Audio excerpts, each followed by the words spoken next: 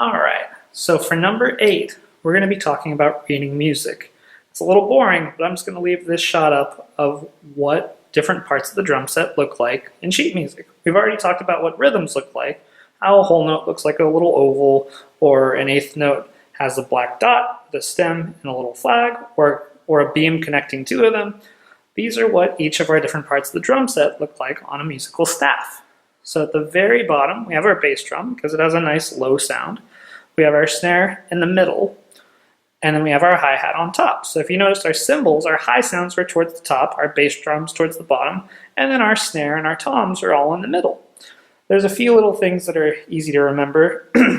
Our high tom is the highest drum that we have because all our cymbals are written with X's and all of our drums are written with a little dot. Our middle tom is the only one that's on a line. So if it's on a line, it's got to be that middle tom. If it's our low tom, it's the second lowest space besides the bass drum. And then our snare is right above that.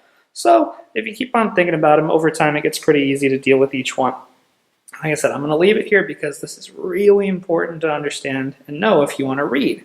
And reading is incredibly important for progress. Just think about how learning to read your native language, English for us, but who knows, it could be many things for many people.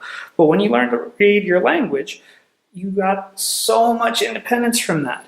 Imagine if today, every book you've ever read, you had to have someone read that to you. It would take forever. As soon as you become independent to read things for yourself, you open up your possibilities so much. So please, please take the time to learn each one of these so you can actually learn to read music for your instrument and learn new things all on your own without having to be with someone else and have them read it for you. So pretty soon we'll be putting these to use. So let's take that next step. Coming up soon.